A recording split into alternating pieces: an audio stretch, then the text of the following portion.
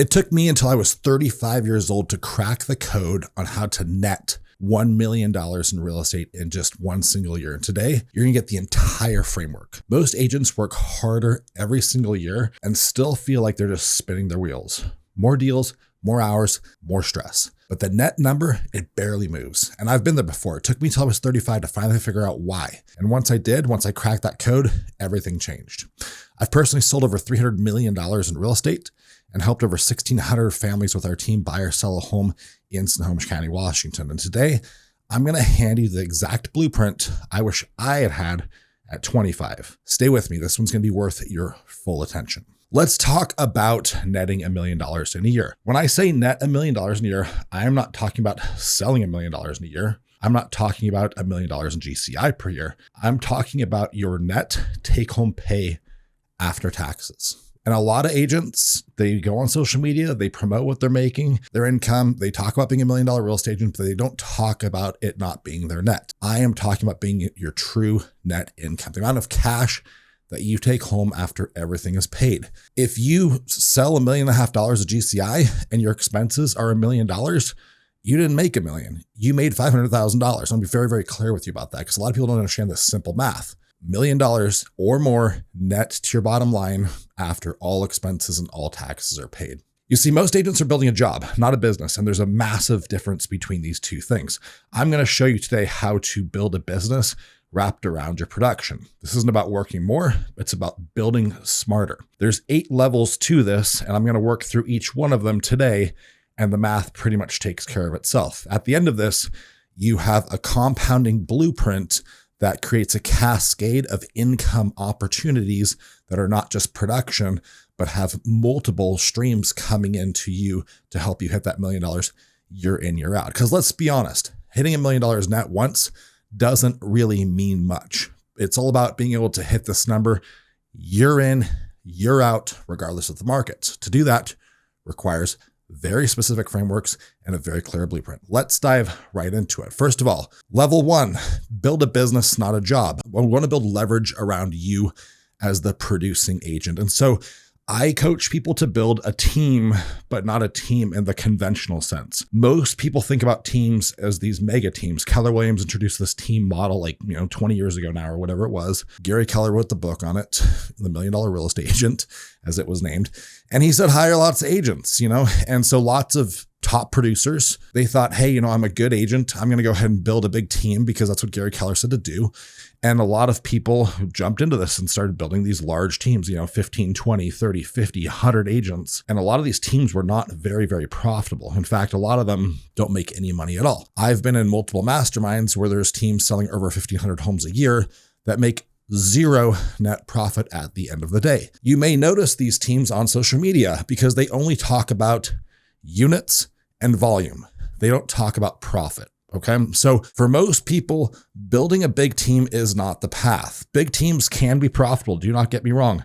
I've got some very good friends. Colton Whitney's one of them.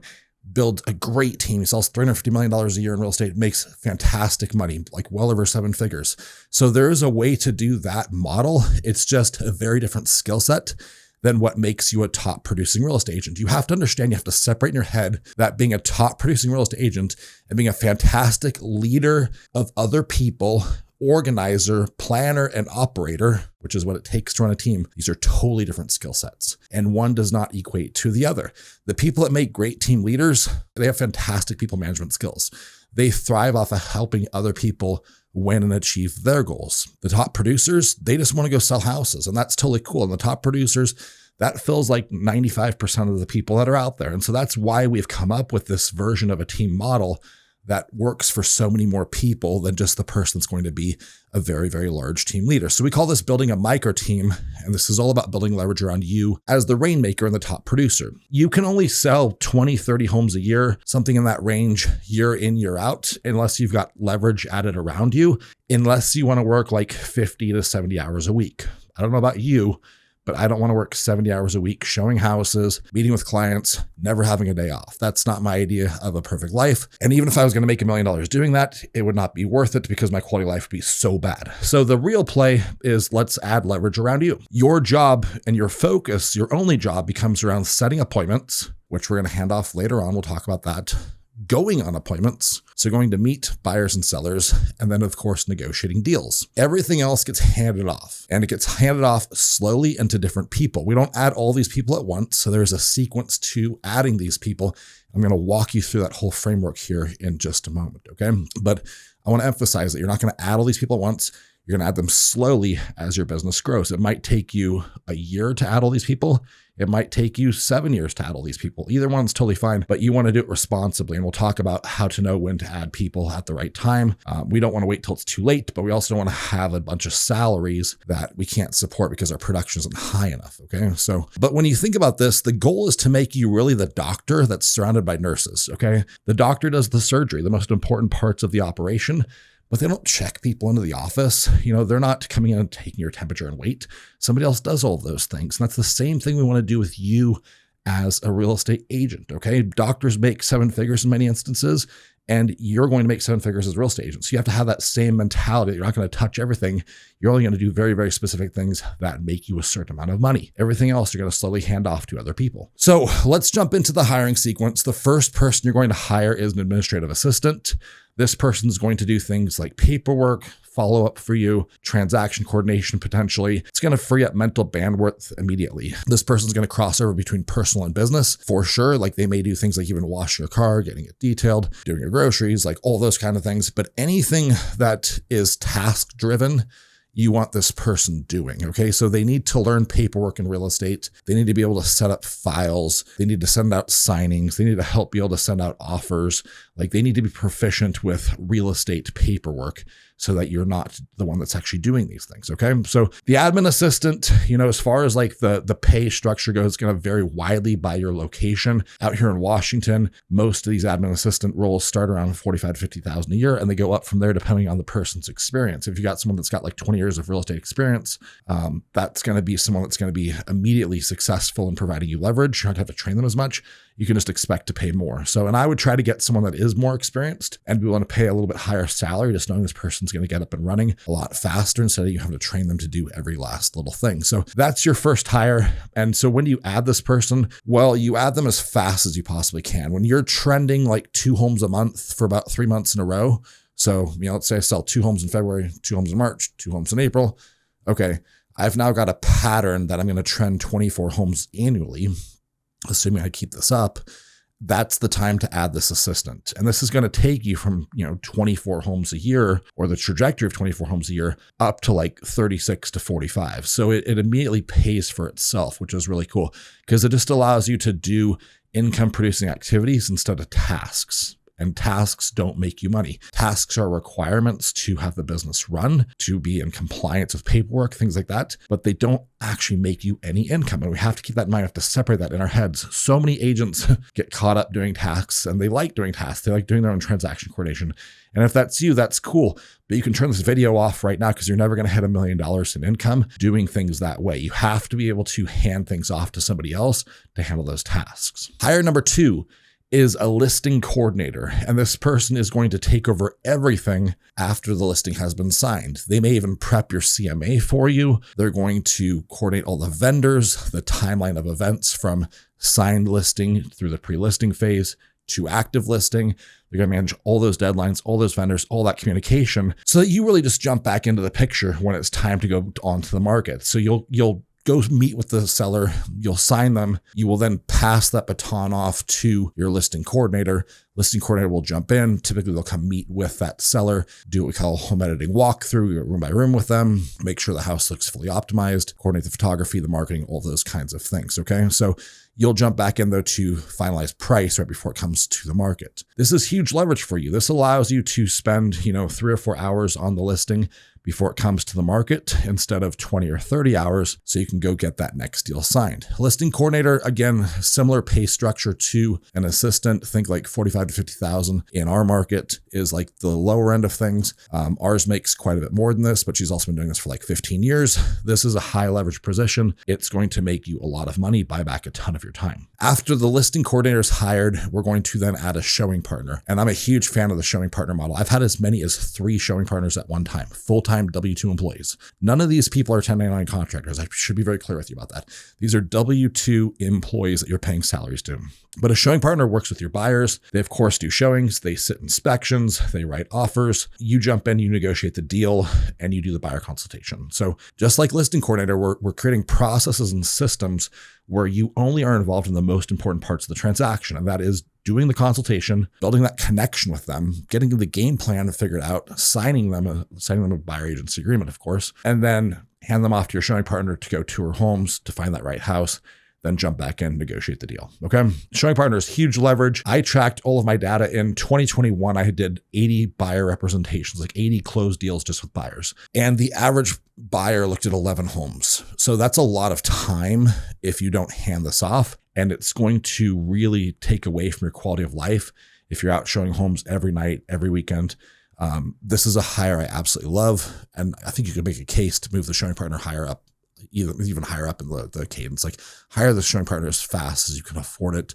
You're going to love this position. It's going to buy back so much of your time. After the showing partner, by the way, for salary, think like 40 to 45, a little bit lower base, but then give them a commission override. This is, of course, a licensed position on the deals that close that they show the house to. Because what that's going to do is it can provide incentive to that showing partner to be the one that shows the house. If they don't show the home, they don't get that commission override. And typically I coach people to do about a 5% commission override if they showed the house. So in our market, they might get like $1,000 to $1,200 bonus on every home they show that the person actually ends up buying. So pretty cool. It's a win-win. After that would be the second admin. The second admin is really when volume demands this. This is going to be someone that's going to probably handle your marketing and your past client activities. Your calendar is jam-packed at this point. Your time is super precious. And this person really becomes like an operations person for you. So operations marketing would be like their wheelhouse. This lets you scale really fast without adding a bunch of agents to your team. Instead of giving people 50% of every deal, now you're holding on to 100% and you're paying salaries. So you just need to be careful about when to add the salaries into the mix. You don't want to go too fast when you don't have the reserves to pay these salaries. So good rule of thumb, if you don't have 6 months of that next person's salary in the bank, you're not ready to add that person yet. So let's say that the person's going to cost you $48,000 a year. Well, 6 months would be $24,000. If you don't have $24,000 of reserves that you could just push aside for this new person's salary, go ahead and wait a little bit longer, save some more money, run a little bit leaner. And then once you've got that, go ahead and add that person into the mix. And that would be on top of your normal cash reserves. Okay. So I usually coach people to have 3 months of cash reserves in the bank. Meaning if it costs 20 grand a month to run your team, then you would need to have $60,000, 3 months at 20, 40, 60. And then we'd add $24,000 on for this additional person for reserves. So now we're up to $84,000. That math, hopefully you're following me there. I just want to make sure you don't add somebody before you can actually afford it. Okay. Because that's a huge mistake to make. Level 2, this is really an important one. This is something that so many agents make a mistake on, but I want you to go all in on residential sales and residential sales only, okay?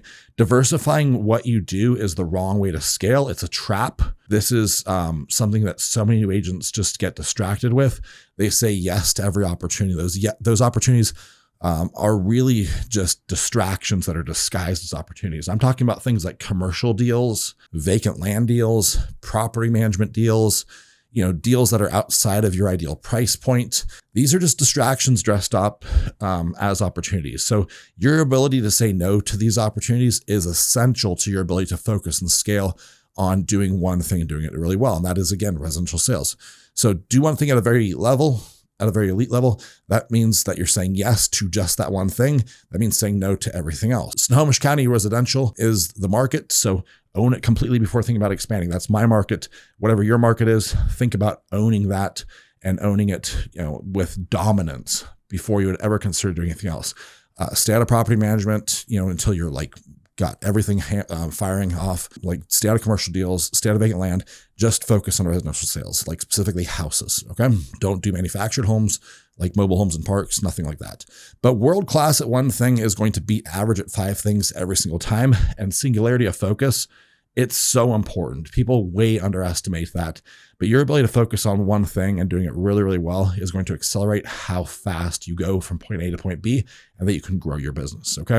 The next level, level 3, is mastering 3 or fewer lead sources. I want you to go deep and not wide on this. Most people tell you, especially coaches, they tell you, hey, you need to have like 10 to 15 lead sources, but this is not really the truth. Most people can't manage 10 or 15 lead sources and do every single one of those well. And when I say doing it well means having repeatable processes and systemizations to every part of that lead source. And that takes time and commitment and money and resources to build this out, okay? And so mastery demands systematization. It demands a repeatable process. You cannot systematize what you're still trying to figure out. So what lead sources do I recommend? My 3 favorites that all scale really well: PCSOI. This stands for past clients and sphere of influence. These are going to be your warmest leads, people that already know you, that have transacted with you in the past, or that are family and friends. Super high conversion, lowest cost, but you need to systematize this. And so like, how do you systematize PCSOI? My plan for that, I send out home anniversary cards, on the year that they bought the home, like that same date every year. There's a handwritten card and a gift card to Starbucks that goes out. I send them a handwritten card and a Rice Krispie treat package on their birthday. I send out a newsletter every single month with market updates. I, of course, have them on home valuation reports so they can see their home value and be tracking it through my system, not through Zillow or Redfin or anything like that. And then client events 2 to 3 times per year. Those client events become kind of the reason we reach out to people. I also mail them a market report every single month. It's just like a done for you thing. That's super easy. And I also have certain ads running in Facebook that retarget my past clients and sphere of influence. We've created a custom list in Facebook that targets those people. So they're watching my videos online all the time. They think that I'm everywhere. It's that omnipresence factor. But you can't just say like, hey, I want to sell more to my friends and family. You have to have a system and process for it. Without that, it's not going to be consistent for you. Everyone wants to sell more to people they know, but what's your process you've created to actually make that a reality and not just a hope or dream or wish? Okay, that's very important. The next lead source that I really like is pay-per-click, or PPC for short. This is when someone goes to Google or Bing or Yahoo and they type in homes for sale in your area. But Google ads done right is consistent, motivated buyers and seller leads. It just scales really well. You can turn the dial up, you can turn it down based on if you're too busy and you can't handle more leads. It's very easy to do that because you're not under contract with somebody like realtor.com where you're in like a 6 or 12 month contract. You can't turn that down or off if you need to. So I like that a lot. But we've closed on our team over $7 million in GCI in pay-per-click leads. But you have to have great systems for this. Like, you need to be awesome at managing your database. You need to have your stages clearly mapped out. You need to have your follow-up cadences mapped out, like how often are you going to call or text these people? Or do you have a system to set them up on home alerts, listing alerts, so they can see the new listings as they come on the market? What's your process going to be? But you can build out a really great PPC system relatively quickly and then just follow it.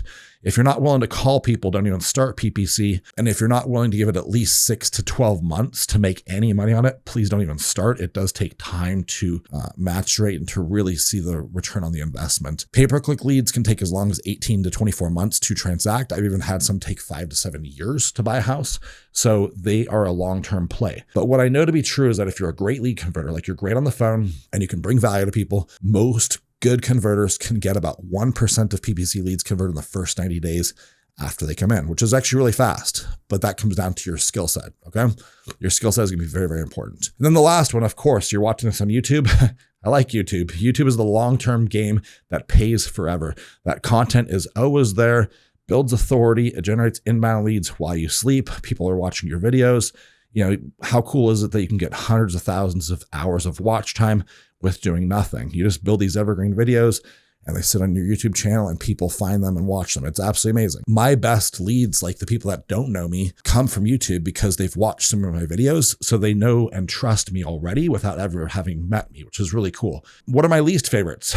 Let's talk about that. Well, for me personally, I don't like any lead source where I'm trading my time for money. If you have no money, you're left with no other options. Let's just be honest about that. You're going to have to do these lead sources. But if you have some reserves, then you should consider leveraging your money to buy back your time and scaling it with the lead sources I just shared with you. But if you have no money, then door knocking, open houses, geographic farming, these work, but they don't compound. If you're not out there holding open houses, door knocking, cold calling, running a farm, nothing's going to happen. So I recommend picking 2 or 3 lead sources, build real systems around them, like map that client journey from how the lead comes in to what happens with them, over the lifespan of the conversion, from the first conversation to the appointment set, the appointment met, the fulfillment phase, like when you're actually transacting as a buyer or a seller.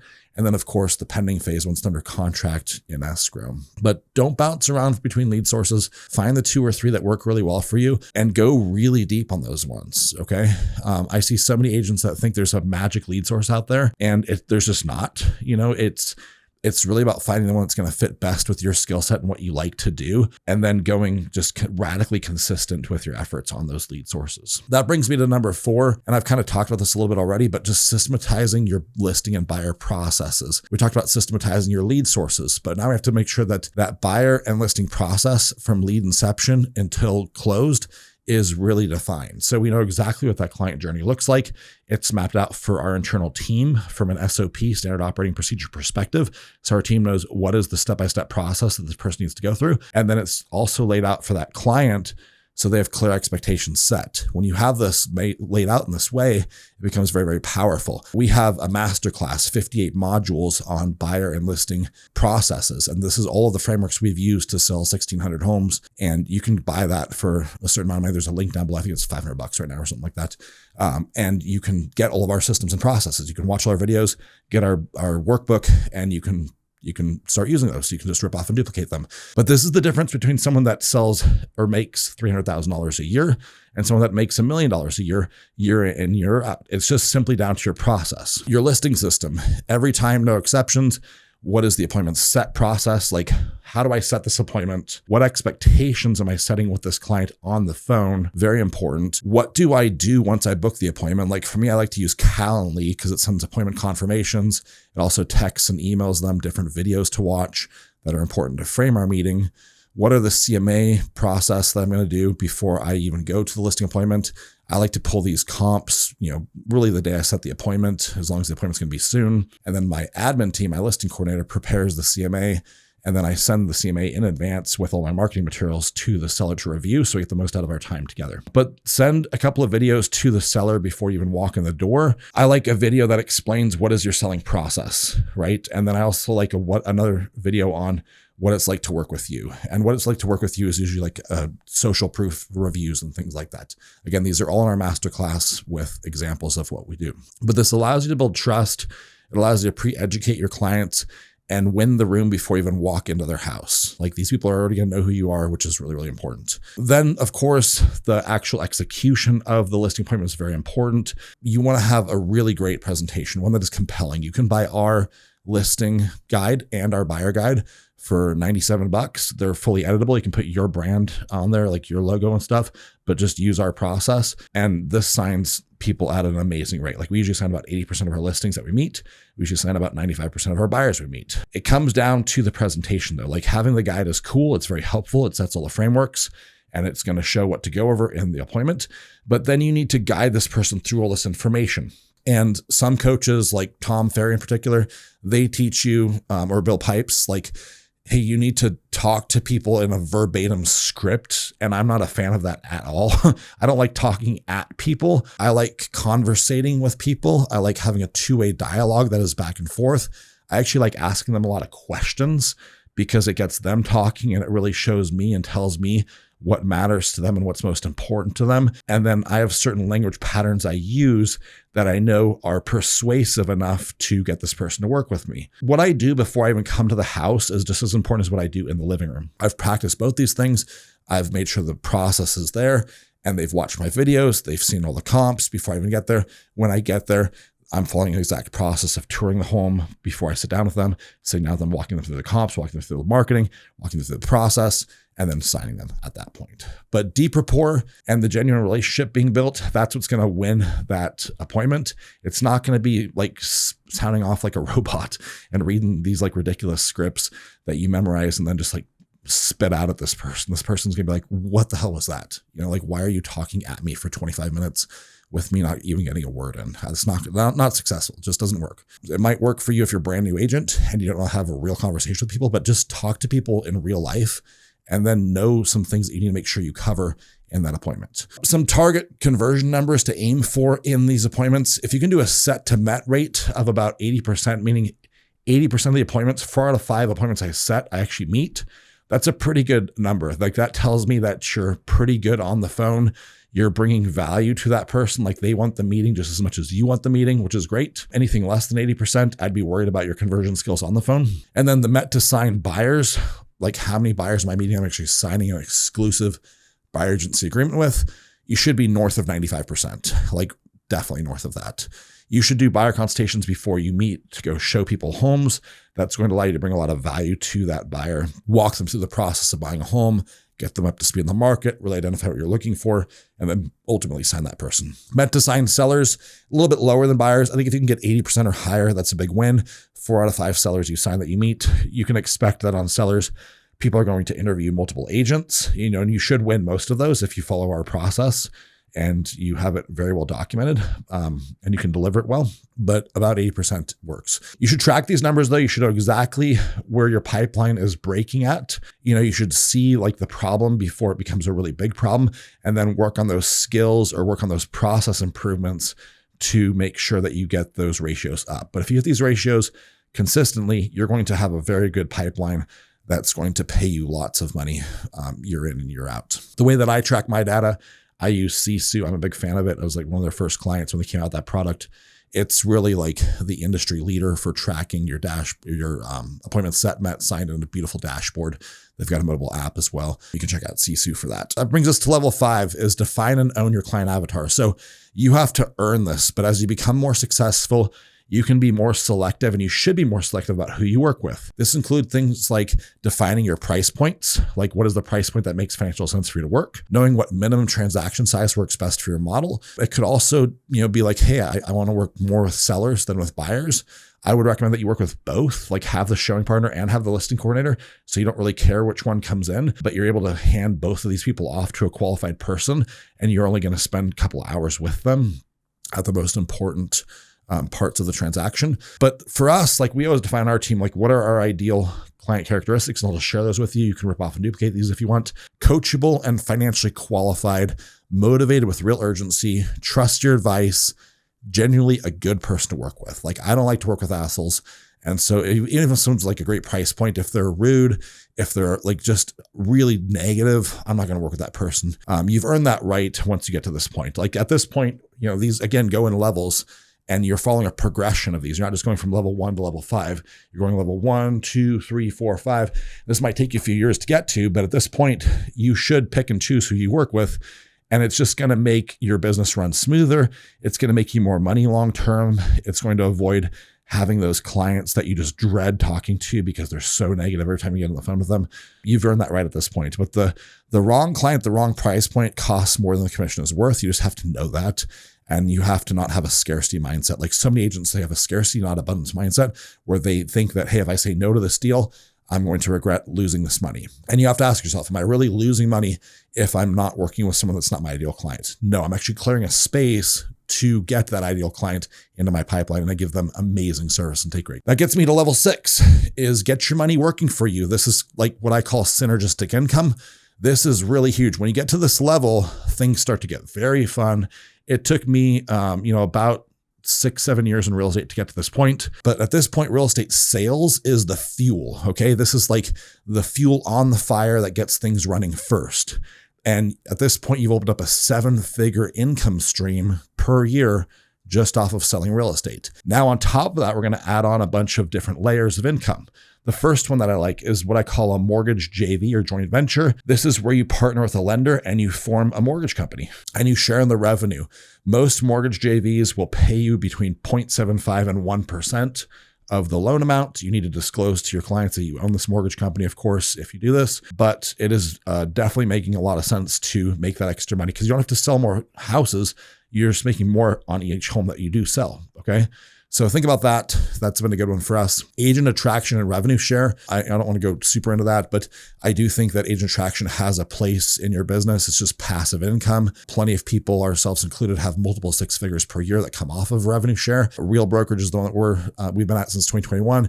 EXP is another option. There's LPT. There's lots of different options at this point. But I think that regardless of which one you choose, rev share and agent attraction is synergistic to selling houses just because you're in conversation with real estate agents all the time. I'm not a fan of recruiting. I don't spend any time on it, but attraction is a different business than recruiting. Like it's agents coming to you and you getting a chance to collaborate with them, which is pretty cool. Flips and rentals is another one. So using your market knowledge and deal flow to see inventory before anyone else does. You know, the flips and rentals, those are going to come off of your crappiest listing appointments, like the listing appointment that's got a hoarder in it, where they just cannot even think about getting this home to the market. That could be a great house for you to buy. Okay, so have a line of credit on your house, on your portfolio. Like we use a portfolio loan on our brokerage money. It's like a 6% portfolio loan that we have quick access to money if we want to buy a flip. But get something like that. You can use hard money as well. Hard money is just a lot more expensive. Hard money is usually like 1.5 to 2 points, which does add up. The interest rate's like 11 to 12% versus 6% too. So just be aware of that. You're going to make a lot less money if you're paying that much in lender fees. But flips make a lot of sense. If you could do like one flip a quarter, do 4 per year, that's going to add probably $150,000 to $200,000 a year to your income. Plus you're getting the commission on buying the house. You're getting the commission on selling the house. Just makes a lot of sense. Okay. Rentals, depends on your state. Like in Washington state, not the best state to be a landlord in, but there's other states where it makes a lot of sense. You could take these flips and ultimately hold on to some of them long-term. That could make sense for you. We don't do it just because of our state, but it's something that plenty of my friends have done very successfully that I do think makes sense in certain areas and markets. And the last one is like one of my favorite ones, stock market investments. Once capital is building, put it to work. You can learn how to actively trade your money or get a great financial advisor and have them trade it for you.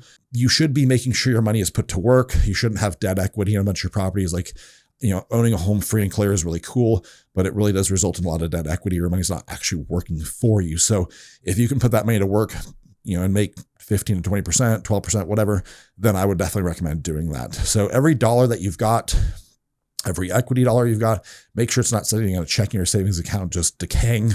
Put it to work for you, and it's going to add a lot of additional money long-term to your net worth, okay? These aren't distractions. These are synergistic income opportunities. They're force multipliers to the foundation that you've built over a series of years, and they work really, really well. We've done every single one of them except for the rental part of them, and we dabbled with rentals with Airbnbs. That brings me to level 7, is building freedom into your lifestyle. And this is where things start to get extremely fun because now the money it's pouring in. You're making it from multiple different streams. So you feel like you're diversified, which is a great feeling to have. But now we start to redefine what does wealth mean to you. Okay. You're doing over $1 million in GCI. You've got leverage all around you. This is a fantastic place to be. You've actually built a business at this point.